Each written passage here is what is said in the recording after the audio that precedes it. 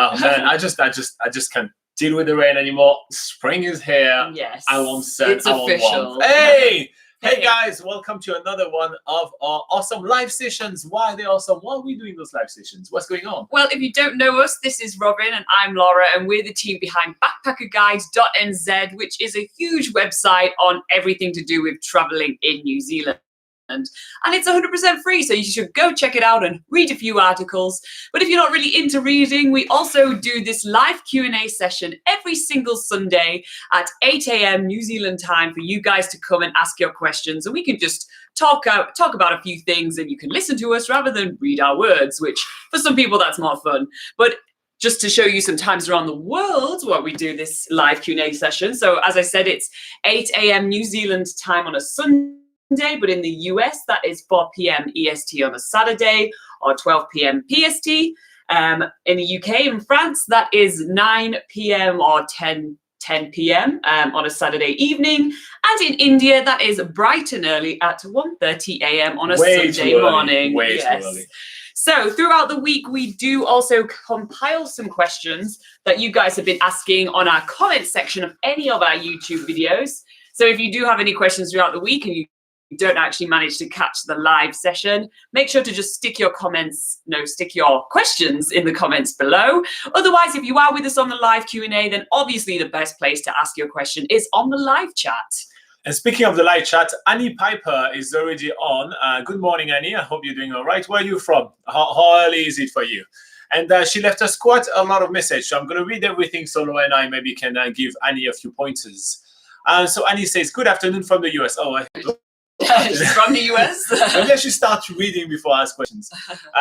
First off, I want to thank you both for all the content you make. Oh, you're very welcome. My best friend and I are planning a 3-week trip to New Zealand this November, and I have used your channel and website so much to help us out. That's awesome.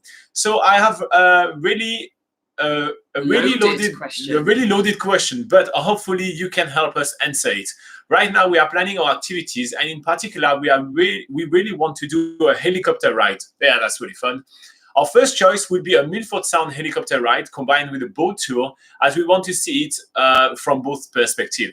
However, most of the ones we found are at least a few hundred USDs, at least around $300 to $400 US, which I believe is about 500 to 600 New Zealand. And so we have a couple of questions regarding this. First, is there any two companies that does discounts or maybe as a cheaper but still options for Queenstown? B, the more likely options for us is to do a helicopter tour elsewhere, as they seem to be cheaper in different locations. Can you suggest a couple of different locations where it would be cheaper to do a helicopter tour, but will still allow us amazing views that we couldn't get from the ground? We're looking at spending about 235 New Zealand dollar, 150, and are willing to do about 300 NZ max, so 200 for a really good tour. All right, and Jen, she says it's 4 p.m.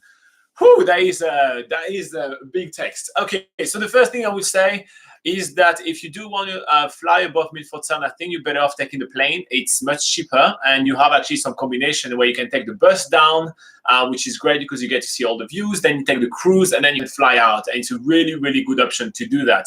Now, if you want to take the helicopter, I think it's a no-brainer for Laura and I. I think you should combine it with your glacier hike, which is absolutely fantastic. And that will be in Franz Josef, Fox Glacier, or in Mount Cook, above the Tasman Glacier. Or if you're not really into wanting to actually do the heli hiking, i.e. the hiking portion of heli hiking. It's not really hiking though. No, it's not. It's an activity that's like accessible for pretty much anyone that can basically walk. It's a very easygoing trip if you're doing glacier helicopter landings and walking around. Yeah. But if you are wanting maybe a longer helicopter ride, then still in that area in Franz Josef and Fox Glacier, there's loads of different options for helicopter companies that will take you not even just seeing the main glaciers, Franz Josef and Fox Glacier, but you'll also get to see a huge range of the Southern Alps and maybe even Mount Cook, which is the highest mountain in New Zealand.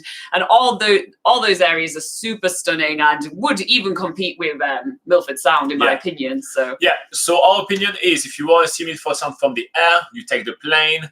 And if you want to do a helicopter hike, but you don't want to, a helicopter flight, but you don't want to spend that much money, walking on glacier is a really big kind of activity in New Zealand. Everybody wants to do it, and if it's on your to-do list, well, then you have a helicopter hike, a helicopter flight in there at that point. So you combine them both. It's not cheap. It's going to be about 400 New Zealand dollars for this kind of activity.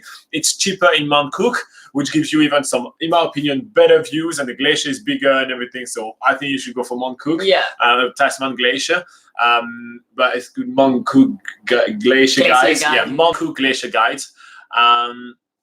But yeah, in France, Joseph is also awesome. It's one of the most popular. So yeah, but yeah, that's our take. Actually, and we do have a full article on backpackerguide.nz, which actually goes through literally everywhere in New Zealand that you can take helicopter flights.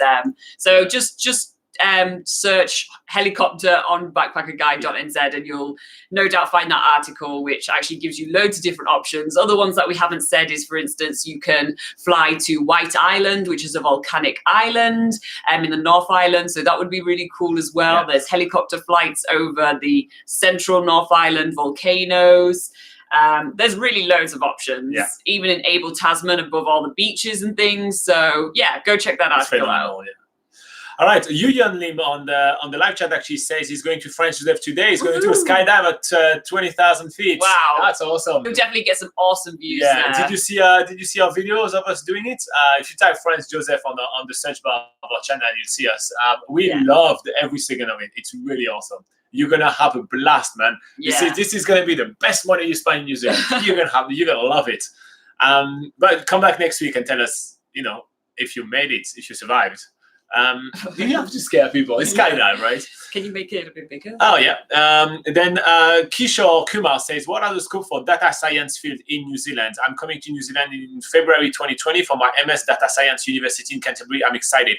Kishore, we have no idea. We're here to talk about travel. So I do not even know what data science would be. So sorry. I don't know what that is. We're not expertise in what is data science, Laura? Oh, well, I'm glad you asked, Robin. Because I just happen to be an expert in data science. All right. What else is happening on the live chat? Annie Piper says, thinks we have more time set aside for Mount Cook, so we may go with that option since it is cheaper anyways. But thanks for the really good advice. Also, we'll check out the article. Yeah, cool. You're going to love Mount Cook. It's really awesome. Yuyan says he's going to come back next week to tell us if he survived, which is good. I think his name was Ashwin. Yeah, Ashwin, I'm coming with my mother this Wednesday. Are we allowed to bring drugs because my mother is high BP? So I hope you mean drugs as medication. So illegal drugs, no. Medication, yes, you are allowed to bring them. You need a note from the doctor. You can only take the amount of drug that you actually will be using during your trip, and you must declare it when you enter New Zealand. So they're going to check it, and if it happens to be a non-allowed one, then you're not going to face a fine or anything. They're just going to remove it from you, but make sure you declare it. So yeah, and Wednesday. That's pretty soon. Yeah, that's awesome. How exciting! All right. While you guys go over your questions and start loading some more of your questions, we're going to go with the question that we received throughout the week. And we have a question from William Carlos Kima on YouTube. He said, what is the weather in New Zealand in October like? And when are the brand new videos coming out? And plenty of smiley face. I want more smiley face. Well, the video's about to come out right now. Yeah, the videos are right now. It's happening now. And so the weather in October. So what is October? What time of the year is it? What's going on in New Zealand in October is the middle month of spring in New Zealand. So this means that things are starting to warm up a little bit compared to September and the winter we've just experienced.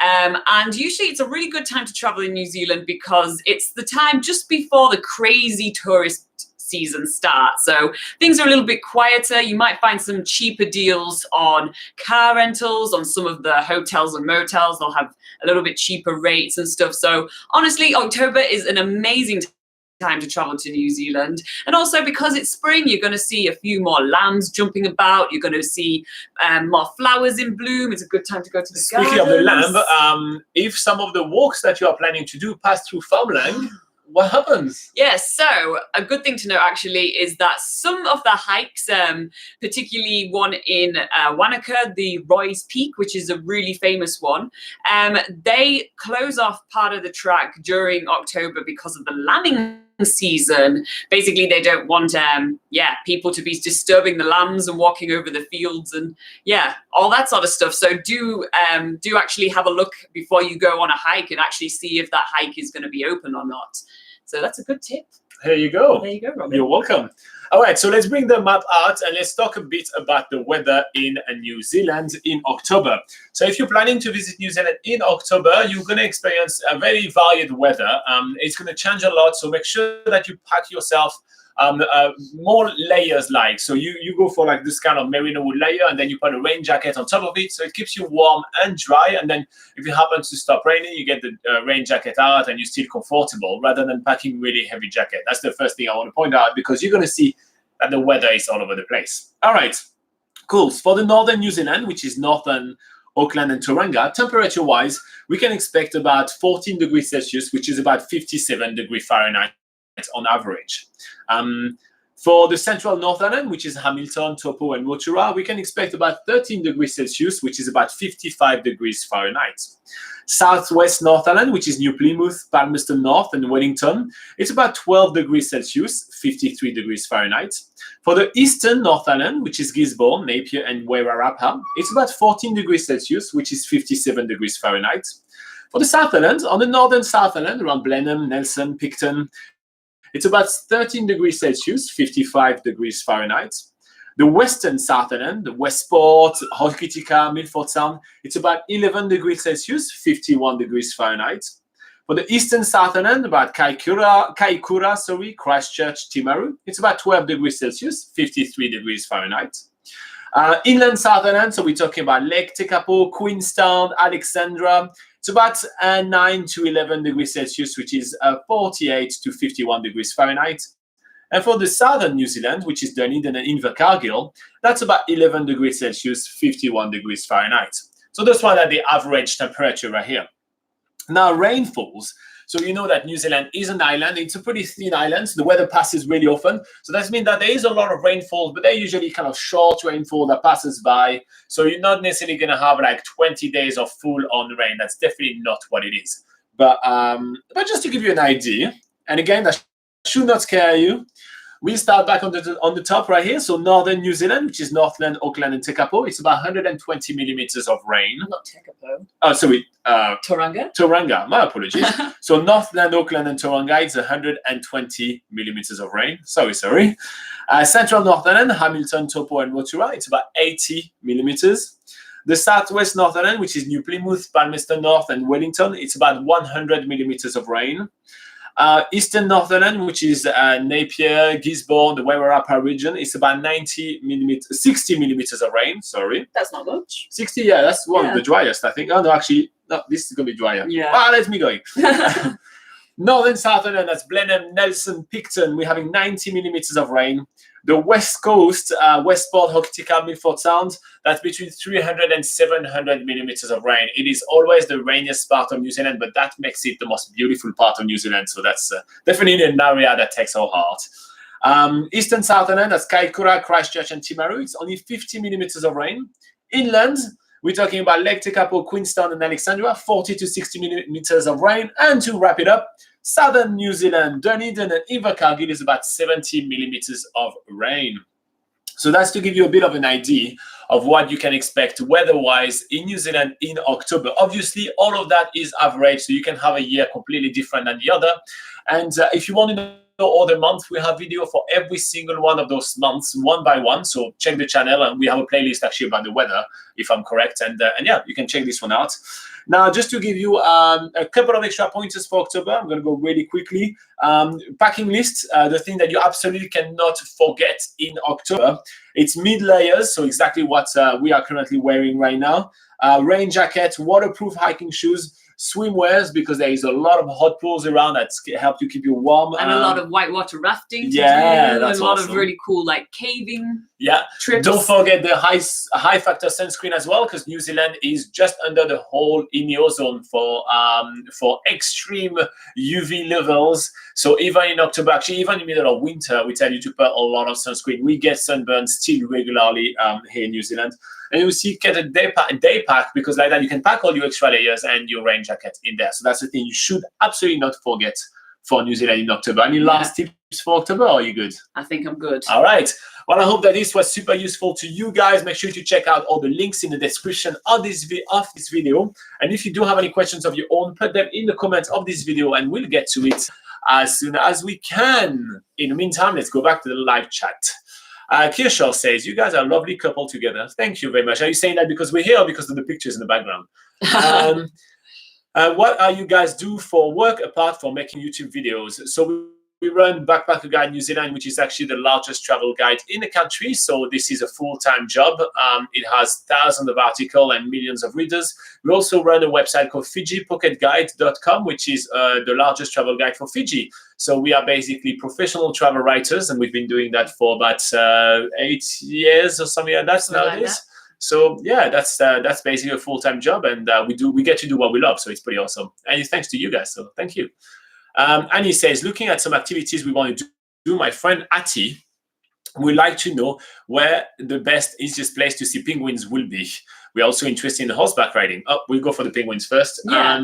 So my top tip for seeing penguins is to go with a tour, because that is the way that you're pretty much guaranteed to see penguins, and you don't get that frustration of being like, where are the penguins? I want to see penguins. So they're the experts. If you go on a tour, they know exactly where to see penguins. And also you get to see penguins in a way that's actually safe for the penguins as well, because a problem is often when people go looking for penguins themselves, they don't realize that they're actually getting in the way of the behavior of the penguins. And usually you need to be sort of aware of not to disturb the natural behavior of animals when you're seeing them. So one of my I'd say like the Otago Peninsula in Dunedin, which is on the South Island, that is a really good place to see penguins, and you can see them either with the Elm Wildlife Tour. So Elm is ELM Wildlife Tour, definitely worth doing. You can find a link to them on our 10 things to do in Dunedin article on backpackerguide.nz. So just type Dunedin in the search bar and you'll find them. So with those guys, you'll be actually in the daylight seeing yellow-eyed penguins, which is one of the rarest types of penguins in the world. And you might also get the chance to see little blue penguins. Alternatively, on the Otago Peninsula at the Royal Albatross Centre, they do evening viewings of little blue penguins coming back to their colonies at night. So most of the time a lot of the penguins are nocturnal, or you only really see them sort of moving on land at night. So that's why it's also quite hard to see penguins. So if you go to, for instance, the Royal Albatross Centre on the Otago Peninsula. There's also Oamaru, which is quite nearby as well. They do sort of night evening tours, or like where people can actually just sort of gather around and watch the penguins coming at night. So that's another good option as well. But top tip is to go with a tour for sure. All right. Annie then says, we're also interested in horseback riding. Where are some good and affordable places to do horseback riding? River Valley is really awesome in Manawatu. I don't know if it's cheap, but I don't know what you consider cheap, but it's really awesome. Which one was the one we did on the beach, which was really awesome when I had my broken arm? That was in Ahipara, which is near 90 Mile Beach. If you've heard, Northland. In the Northland region, at the top of the North Island, there's a place called Cape Reinga, and just below that, you can go horse riding along the beach, which is really cool. And we also did one in near Rangitata in Geraldine. It's called Peel Forest, which was actually quite affordable. This one, so that was a good one as well. So it's in the center of the South Island, and it's near one of the best whitewater rafting we've done. I mean, in my opinion. Laura liked some others, but really awesome as well. And we have videos about every single one of those activities on this channel. So you can just type like horse riding or even just horse on the search bar of this channel, and you'll see literally us doing a 8 or 10 minute video about each of those. So and you'll get to see what sort of landscapes we go through. So that way you can judge for yourself whether that's the sort of thing you want to see, or if you prefer something else. Carl Tainui say, Kia ora, doing an awesome job. Oh, thank you very much. Cool. I like that. I was expecting a question right here, but I like just the support. I like it. If you guys want to support us, by the way, click on the like button at the bottom of this video. It helps YouTube show people more this video. I don't know how that works, but apparently it's good. All right. Vishnu says, I need help to forum books YouTube for learning Te Reo Maori, please. if you Google Tero Maori, actually, there is a lot of stuff online at the moment. The New Zealand government actually has a website that kind of explain all about New Zealand culture and all those kind of things. So yeah, definitely go for it. But I think it's more something that you kind of really, it's a language, right? You're never going to really learn it through books. It's not going to work that way. You're going to learn it by practicing. So unless you come to New Zealand and you go to Maori evening classes, which there are plenty of almost everywhere in New Zealand, I don't think you'll be able to kind of be comfortable with that. I personally don't believe in learning languages through books. It's just a personal. I mean, I've tried to learn, say, French through books and through classes and things like that, but I just never got the hang of it. It's usually you have to go and actually language are living things. So I wouldn't try to learn Maori through books, especially since there's so many different pronunciations and stuff like that. So I wouldn't try that. I memean, we've done a couple of night classes to try to learn it. It's a very hard language to learn. You can see in our videos, we still mess up almost every Maori words. So yeah, it's something you really need to practice, and it will take years to kind of be able to communicate proficiently. Rak, so Ashwin says, I need other help, sir, ma'am. Is there any fish farming places you people would suggest? We are interested in agriculture and fish farming. We are doing here. We are a travel channel, so yeah, there's salmon farms in the Marlborough area. So there's Picton. There's salmon farms also in Golden Bay. There's actually a tourist salmon farm, so tourists can go and fish for salmon. And yeah, also there are salmon, like commercial salmon farms near Lake Tekapo and near a town called Twizel as well. For some reason, I only seem to know about the salmon farms, so I can't really help you with any other fish farms. There's the National Trout Centre near the town of Turangi, but they do some breeding of trout. So but yeah, they obviously just breed it for trout for recreational reasons as well. So yeah, sorry we can't really give you expert advice on fish farming, but yeah, hopefully those are some names to look up: Twizel, Marlborough, and Turangi.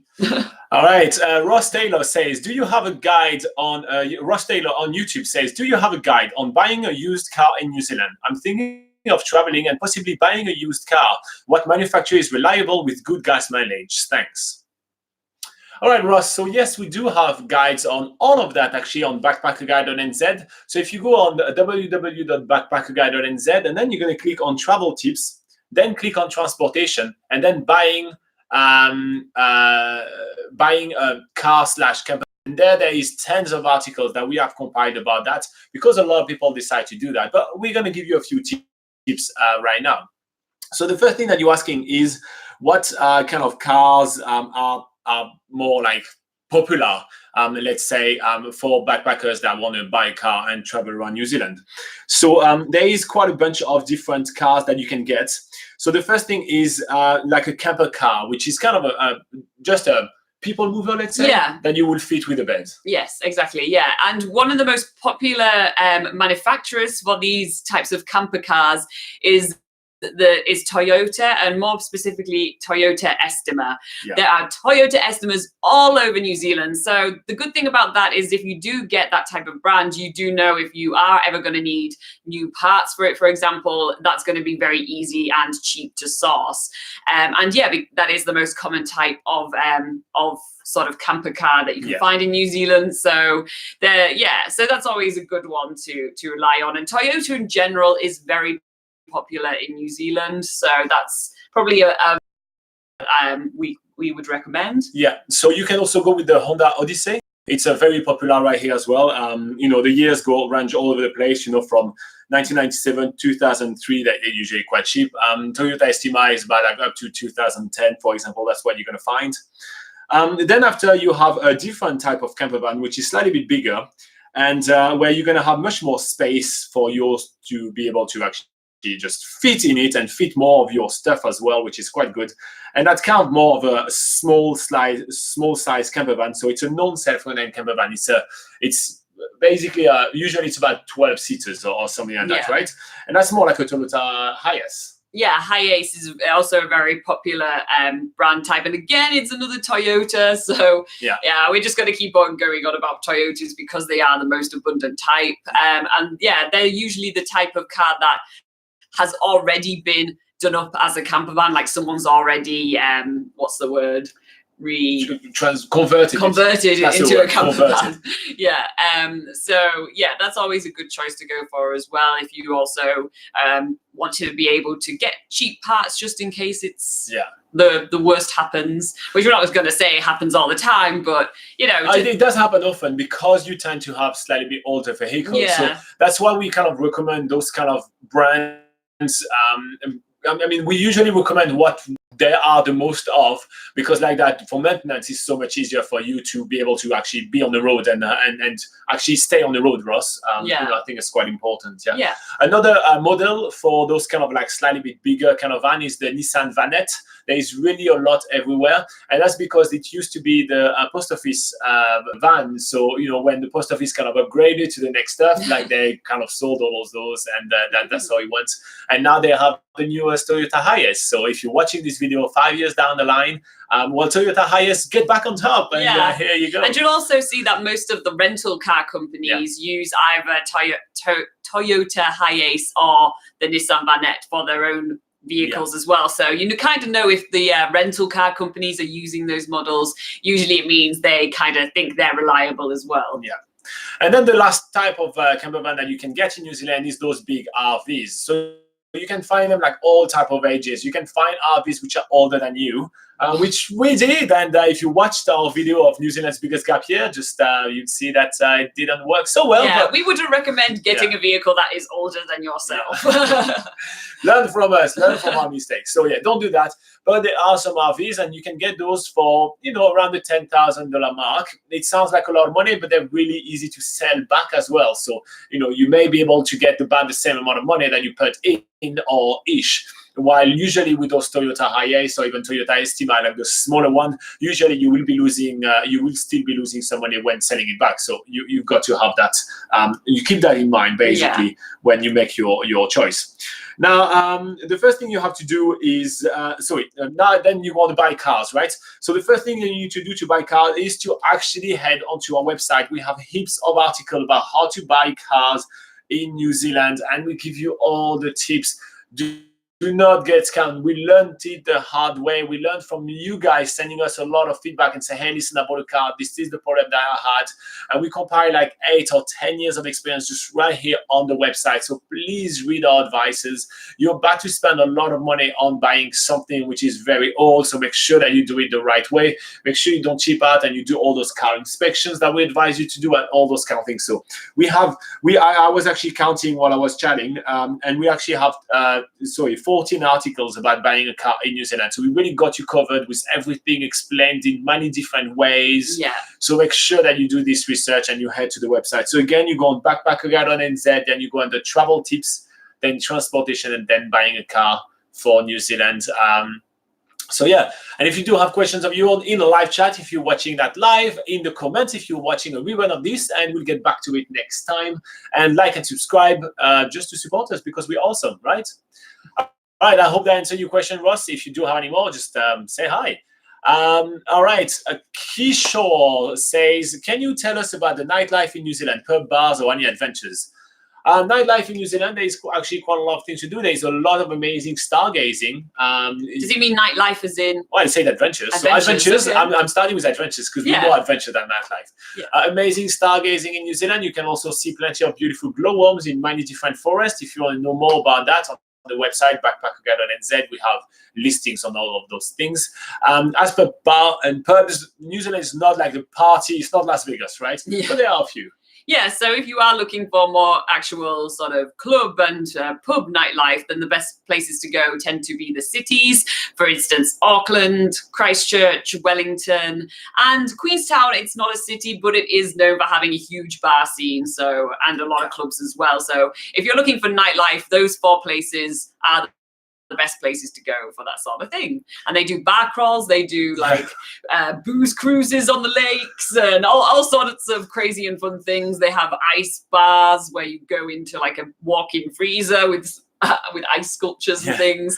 There's all sorts of like really interesting and unique things to go check out. And in New Zealand also, it's really like there's a lot of kind of like house party, or like people kind of hang out together. So when you start making friends, both with locals and with travelers, you're gonna. What do you think we drink so much coffee and water when we live videos every Sunday? House party, baby, house party. All right, Vishnu says, and to resell used car too, please, continuing on Ross's question. I like you guys are working together. So to sell cars, same thing, we have an article there, but selling cars, one of the main things that I think you guys need to know is that it will take time. It will take 1 to 2 weeks. It takes a lot of time, except if you buy a used car from a reseller that has a buyback option, and there are plenty of those, and we list them on the site as well, actually, and we list the reputable ones. We list them on the site, so click on the links and go to their website, and you see that you can buy the car from them. You can even buy the car before you arrive in New Zealand, which is really awesome. And then once that's done, they will tell you, okay, well, we agree. Let's say you buy a car for $5,000. Let's say, okay, you agree to sell the car back to us for $3,000 when at the end of your trip, for example. Which means, and in my opinion, yes, you may lose $2,000, but if you compare to rental, it's much cheaper. But on the other hand, as well, is that it gives you an extra 2 weeks traveling New Zealand. That is priceless. So I personally think that it's worth kind of arranging something like that, and we have links on all of that on the website, so check those out. Same thing in the same batch of article that I told you, which is backpacker.nz travel tips, transportation, buy a used car or camper van. There is all those tips right here, so check those out, Vishnu. Annie is back. Annie says, regarding places to eat, I saw videos where you mentioned Eric's Fish and Chips, which will definitely let you try the fried kiwi. Yes, Eric's Fish and Chips, try fried kiwi, awesome. Are there any other iconic restaurants you would recommend? We actually have a video about that. Actually, I did it with my mate Leo. We kicked Laura out. And so, check this video out. So you just have like a best food in New Zealand or best eats in the channel. And we actually talk about 20 places that we absolutely recommend you to eat and try, which are really awesome.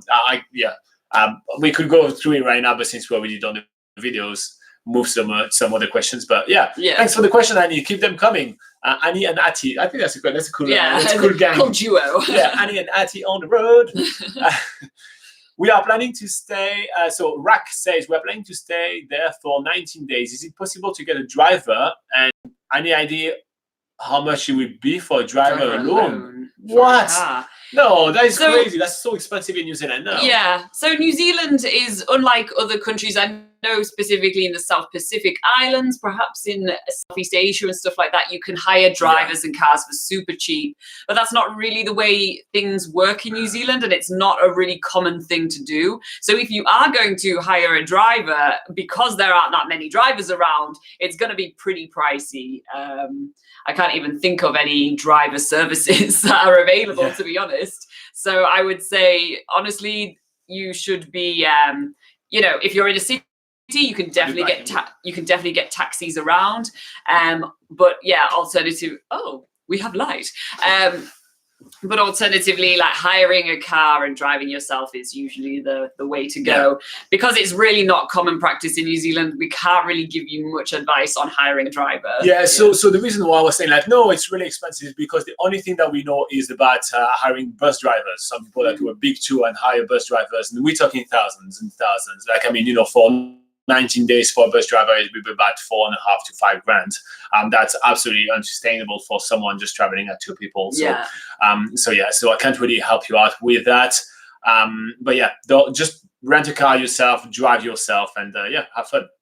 Ross Taylor says, thank you. You both have been really helpful. It's appreciated. Oh, well, that's nice. You are very welcome. Cool. Make sure to click on the like button when you see one of our videos coming out. Hi, guys. Oh, Gustavo Urrutia. Hi, guys. Oh, man, I messed up his name. I think it sounded pretty good. I don't know how it's pronounced, but I liked it. It sounded foreign, so maybe it's correct. I don't know. Okay, so hi guys, thank you so much for the info. I like your video very much. Do you know if one can hop on and hop off the train trip from Auckland to Wellington? Cheers from El Salvador. Oh, El Salvador. That sounds so warm. Right now it's cold. All right, cool. So you can take the train from Auckland down to Wellington, and that's a train which is actually very scenic. You pass through beautiful landscape from all the plains of the Northern and beautiful Tongariro Mountains, and there are some stops along the way. However, the only way to hop off the train, first wait for the train to stop, and second, it's actually booking your train tickets to stops along the way, and then from that stop to the other. It's not something that you can just Get book one Auckland to ticket Wellington for, yeah. and then go back and on and on and off, right? Mm. So you would have to book, for example, from Auckland to Tongairo. Yeah, for sure. So you're going to have to actually plan which stops you want to get off and go back on again. But remember that I think the train only goes through once a day. Yes. I'm not even sure if it depends what season it is, but it's not even every day. So you might not be able to get the train until maybe a couple of days later. So do bear that in mind as well. It's not a service which is frequent enough to sort of be able to hop back on the train whenever you want type thing. It's usually something you do have to plan pretty precisely. And if you do have limited time in New Zealand, that might not be the best option. But if you have all the time in the world and you just like to go with the flow, then that could be a cool thing to do. What she says. Vishnu says, how long can I run my national Mauritian driving license in New Zealand? For 1 year. Isn't it 3 months? What, for a driving license? Yeah. No, you can stay for you can use that driving license for 1 year in New Zealand. Oh, yeah. After 12 months, you then need to convert your driving license to a New Zealand driving license. Well, what she says. Yeah. So make sure that you have your local driving license. If it's not in English, make sure that you do have that accompanied with an international driving permit. That's the only way you can legally drive in New Zealand. But yeah, those two together are legal to drive in New Zealand for up to 12 months. She knew that. I didn't. Cool. That's why we're 2 people on this couch, people. Annie says, I will check out the video on places to eat. Thanks. So my next question, she goes like, she probably has like super long. I can see Annie and Ati on the couch right here, but like, bam, bam, bam, bam, bam, bam. All right. It's about filming locations. We have found a lot of information about Lord of the Rings, but we're also interested in location from the movie Narnia. Do you know of any resources that provide those locations? Maybe some tours. I know it's less popular than Lord of the Rings, but I'm really interested in it. Honestly, no. I do not know of anyone that will run a tour about Narnia. The movie franchise Narnia was a flop, right? It did not work in the box office, so there is no money to be made in that. So it doesn't have any appeal. Yeah. The one location that we know is Cathedral Cove. Yes, so that's in the Coromandel Peninsula. That's maybe 2 to 3 hours drive from Auckland. And yeah, there's loads of amazing beaches in the Coromandel, and the most famous beach is Cathedral Cove.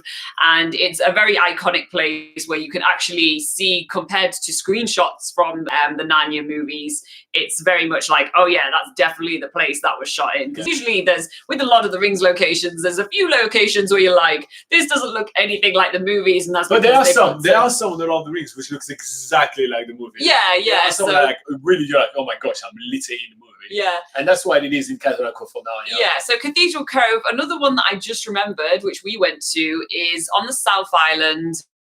And it's in the Waitaki Valley, and it's called Elephant Rocks. So there's a whole bunch of, it's just like a green field with loads of really random rocks coming out of the ground, and that was also a Narnia filming location. I have no idea what scene that was, but I just read up on it later and found out that was a Narnia location. So yeah, we do have a video on that as well. So if you type in Waitaki Valley, spelled Waitaki Valley, and then you should see our video on that. And Cathedral Cove is like the cathedral. And same thing, we talk about all those places in length and in depth for you to include them in your itinerary on the website, backpackerguide.nz. So it's quite handy. All right. Ashwin says, which places is best in New Zealand to see the Maori culture?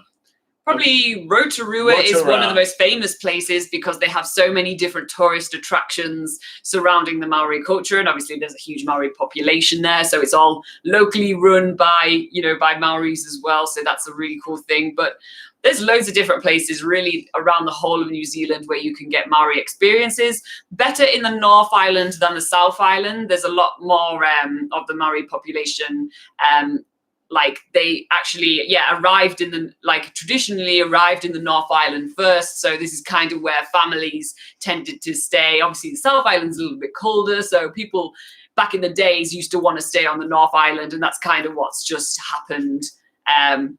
Nowadays there's more Maori families up on the North Island, so you can find loads of experiences from Hawke's Bay I'm trying to think of other areas. Northland region, honestly, all over the North Island, there's loads of different Maori experiences, and we do have articles on Backpacker Guide. If you just search Maori tours, we list all the Maori tours there. And if you search on our channel as well, we've done loads of different Maori experiences when we did our New Zealand's biggest gap year, which we did 365 days of 365 activities. And you can go and search what Maori experiences we did there. Here you go. Okay, Abe Comer says, finally I catch you guys streaming again. Did you change your schedule? No, we didn't. It's 8 a.m. New Zealand time, but sometimes, with daylight savings and everything, it may change somewhere else. But we're always here on Sunday, 8 a.m. New Zealand time. And he says, do you require any license to fly a drone for recreational use in New Zealand, and how are the drone laws in general? Are very, very, very strict. Some of the strictest in the world. For drones.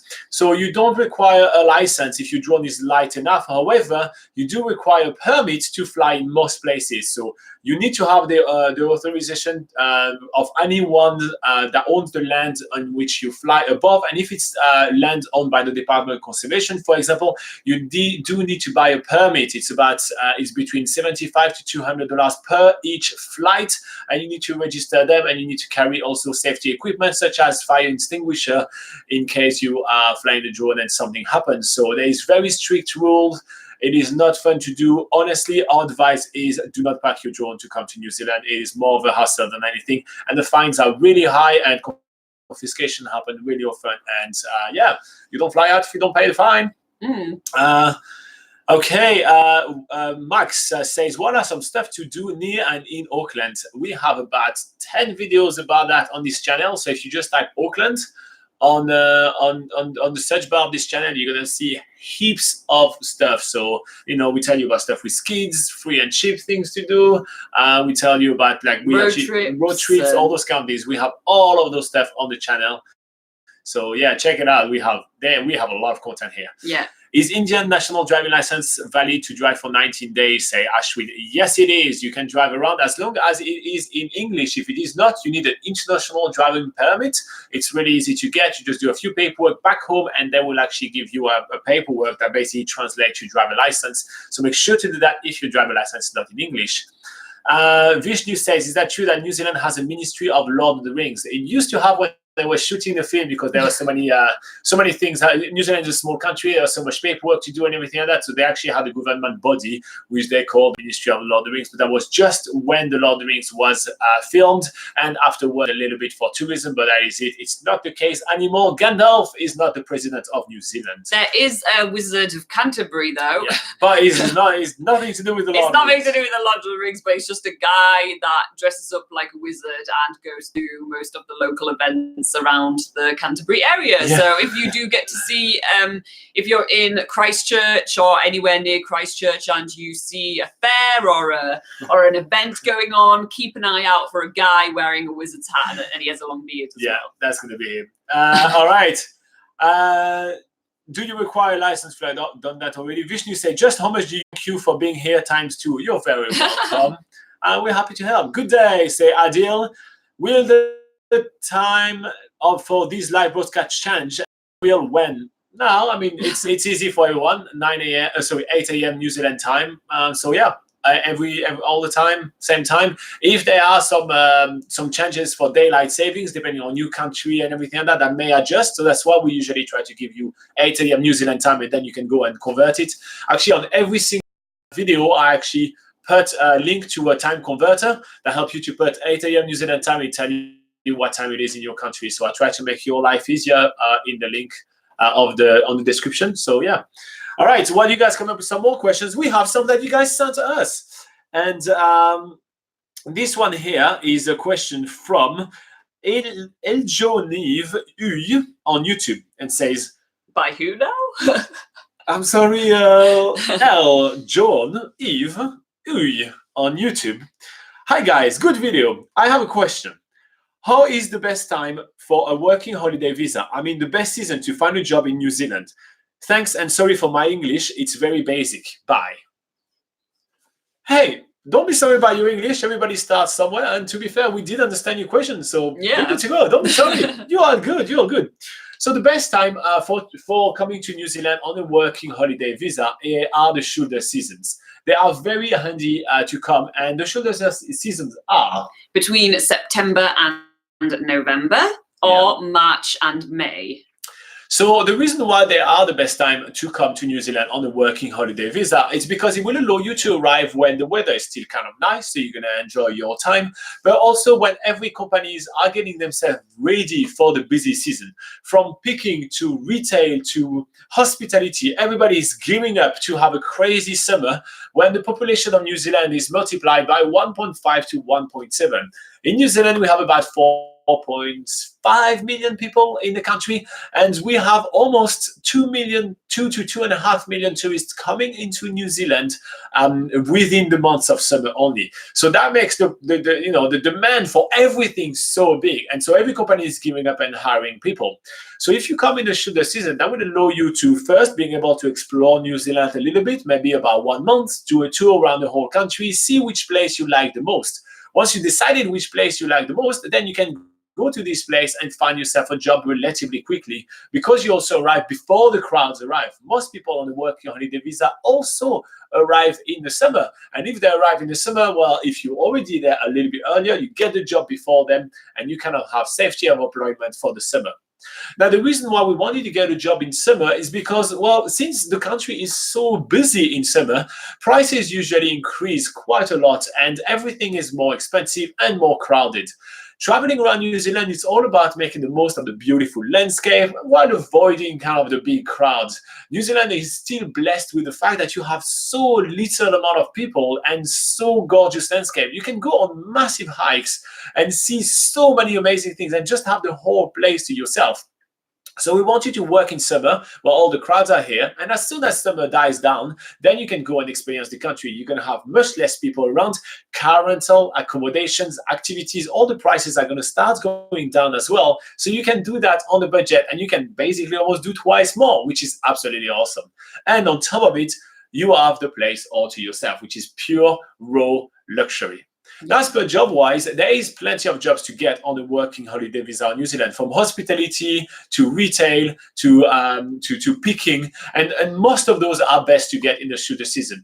For example, the picking jobs, some of the most popular picking jobs, which is picking kiwi fruits and grapes and all those kind of things, and even pruning and all of that, they usually happen in the shoulder season, which again, the months are that's between September and November and between March and May. So those jobs, if you have a basic level of English, they're very easy for you to get. You can get those jobs in a heartbeat. Honestly, if you have if you have an able body and two hands, they usually give you a job because the country of New Zealand is getting a little bit more expensive. So getting labor to do those small jobs, you're still being paid minimum wage, which is still quite high in New Zealand. It's $17 an hour, but even to do those kind of jobs, it's a bit harder to find some labor. So there is a crisis almost every single year in trying to find people to actually fill the job. So with your basic English level, arriving in the shoulder season, you're still going to be able to get a job quite easily. If you want to work in something a little bit more interactive, like in hospitality, which will allow you to practice your English even more. At that point, again, all the hotels and all the restaurants and all the cafes, they know that there's going to be much more tourists coming within the next 3 months. They need to gear up and they need to get more people for both house cleaning, waitressing, dishwashing, front of house, porter, all those kind of valet, all those kind of things. There is a huge need for a lot of people there. And again, the best time of the year to get that is the shoulder season. And finally, if you are looking more for a job in retail, well, the shoulder season in New Zealand coincides just with the beginning of the holiday season. And you know from back home that the holiday season, which is when there's Christmas and New Year's and all of that, is when usually most of the part-time jobs and more the temp jobs are actually handed over. So this is when all the shops actually need more hands on deck to fulfill the craziness that Christmas is, and everybody wants to buy a ton of things. So you need to stock the shelves. So you have all the warehouse, delivery, stockists, but you also have salespeople and also packaging and sorry, a cashier and all those kind of jobs. So all those jobs as well, super easy to get in the shoulder season. So that makes the shoulder season the perfect time to arrive in New Zealand on a working holiday visa. On top of that, well, again, price is a little bit lower. Yeah. Anyways, that's my take on when you should arrive on a working holiday visa in New Zealand. What do you think, Laura? Yeah, I agree. After you talked for about 10 minutes. I do have one thing to add, though. Also, this shoulder season rule does work if you are looking for jobs which are in really busy areas around New Zealand, particularly in the winter season as well. I'm thinking more like the areas around New Zealand which have ski fields, like Queenstown, like around Mount Ruapehu, so near Taupo, in Canterbury near Mount Hood, for instance. There's these areas which become really busy in the winter time as well. So it can be quite challenging to actually find jobs in the middle of winter. So again, it's best to prepare yourself for those seasons by finding a job in the shoulder season. Start your job search there to get yourself set up for the winter season. Also, actually another advantage of the shoulder season is that accommodation can be quite scarce in New Zealand, both a hostel and a hotel and everything, but also long-term accommodation. Let's say flatting, like like friends style, like a house share. Yeah, a house share. Yeah, that's the word I was basically looking for, yeah. rent a room in the house. Yeah. So even those things can be quite hard to find, and prices go quite up. So if you actually do it in the shoulder season, you can snatch those accommodation beforehand, and especially in Queenstown. I mean, Laura used to live in the garage. Yeah, no, I didn't get in there quick enough. I didn't realize how quick you needed to get in before all the accommodation would be gone. How much were you paying for a room in the garage? I thought that was just shocking. 125 New Zealand dollars a week. For like not even a room, a bed in a garage. You had to share with someone as well, right? That was a shared room as well. It wasn't a room, it was a garage. It's not a room, it's a garage. Yeah. So because of all those reasons, the earlier you come, the better it is. And when we say earlier, it's like, look at when it is busy. So if you're after the winter season, it's around Queenstown. And look at when the winter season is, and same thing to find it. Backpackerguide.nz, we get plenty of tips on that. Or look, if you want to come in the summer, look at when that is. Backpackerguide.nz, you can check all those things out, and you come like 3 months before that. And then you get yourself set up, and then bam, you're ready for the season. So that's our take on when you should come on a working holiday visa in New Zealand. If you find this video useful, make sure to click like, make sure to subscribe. We do those videos all the time. And if you do have a question of your own, make sure to put them in the comments of this video if you're not watching this live, so like that we can take the time to answer your question next time, or as soon as there is a bit of a die-out in the live session like we just did right now. All right. Coolio. Catching my breath right now. Annie says, we have a few days in Auckland. When we first get there, it looks like there are a few nearby islands that we can take day trip to. Is there any you would recommend? Rangitoto! Rangitoto Island is an awesome volcano. You can go inside lava caves. You can go above lava fields. You can go all the way on top of the crater. And still, it's a very short walk. It's about an hour and 15 minutes. And from the top, you can see the beautiful skyline of Auckland, as well as all the other islands of the Hauraki Gulf. But there is another island called Waiheke, where you can get completely drunk. Yes, Waiheke Island has loads of vineyards and wineries on there, so you can jump on a winery tour and they'll take you to a few different cellar doors to try some fine wines. Otherwise, fine wines. Otherwise, there's zip lining there. There's beaches to go and check out. There's walks in like nature reserves and stuff like that. So that Waiheke Island's one of the larger islands near Auckland, so they do have quite a lot of stuff to do there as well. But there is one more island I would recommend. Matangi. Yeah, so Matangi is a pest-free island, meaning that this is pretty much an island where it doesn't have any invasive species that would harm the native birds that live there. So it kind of gives you a taste of what New Zealand used to be like before human migration, which is really cool because there's loads of different birds there. They make some crazy noises. Basically, it's hard to describe how awesome it is until you go there. So definitely try and get to Matangi if you can. All right. So yeah, tell us which one you choose, Annie and Ati. Just like the name. Annie and Ati. I just like saying the name, Annie and Ati. Just it should be a show, it should be a podcast like Annie and Ati. We should change our names to Annie and Ati. This show would be so much better. All right. So Charlie says, I've missed you guys. Oh, we missed you too. Sorry we had to go, on a bit of a holiday because, we got to keep on exploring New Zealand. Zealand to come back to you guys with all those tips. Otherwise, if we stop traveling, then we have nothing to tell you. We don't know what to say. Yeah. We kind of lose touch with everything. Exactly. And also we come back with some great pictures for putting on the website. Also, thanks, Annie says, also, thanks so much for all your help. We are definitely in full swing planning mode, and we'll probably have lots more questions in the next few weeks. Well, you know where we are. Yeah, you know where to find us. You know what time to find us. You know where to find us. It's pretty simple. Yeah. And if, in case you were about to miss it or something like that, just put it in the comments of any of our videos, put the questions, and we get to there at some point. I mean, we need to get through all that first, but we'll get to there at some point. Better to be live. To be fair, better to be It's live. always better to be on the live chat. Yeah. Ashwin says, we're arriving in Auckland on Thursday afternoon. We're staying for 19 days. Is it possible to see you guys? We don't live in Auckland, so no, because we don't live in Auckland. Because Auckland is just a big city, and New Zealand is so much more. Yes. So much to explore. But yeah, when people travel around, flick us a message on Facebook and see if we're around or if anything can coincide. And sometimes we can make things work. But again, I mean, it sounds like we're just having fun on the couch right here, but it's a full-time job is what we're doing. So we don't necessarily have a lot of time at all time. Coming to you guys with tips all the time and updating all the websites that we do and everything like that, it's really, really a lot of work. So we actually do work, almost every day. So yeah, just putting that out there. But send us a message on Facebook and we can try. We'll see if we can. But it's not always the case. All right. In the meantime, Annie says, thanks for the advice on islands. We'll let you know which one we end up choosing. Yes, we want to know. Quite often we actually get some people that come back to us and they say, oh yeah, I finished my trip and I had fun doing this, doing that. Yeah. Margarita Mama was doing that. Which one was else? Michael Mariano did that. Was it Rugby Lover? Rugby Lover 89. Yeah. Yeah. I remember everybody. Look at that. All right. Cool. We're going to do one last one. Hassan on Facebook ask. Wait, there is only 5 minutes left. Okay, are we going to do? You could get through that in 5 minutes. That's that. I think literally the longest question. We could go over time. All right. So Hassan on Facebook say, hi, I have a question regarding camping in self-contained motorhome.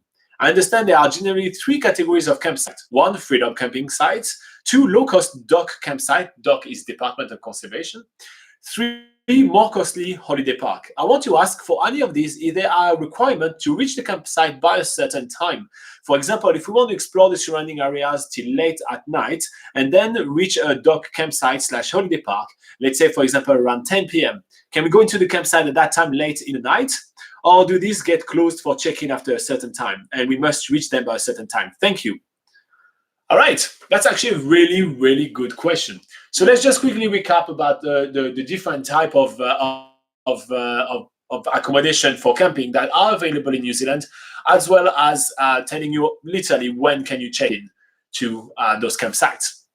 So first up, let's talk about freedom campsites. So those are run by the Department of Conservation, which is DOC. That's what we say when we say DOC all the time. So freedom campsites.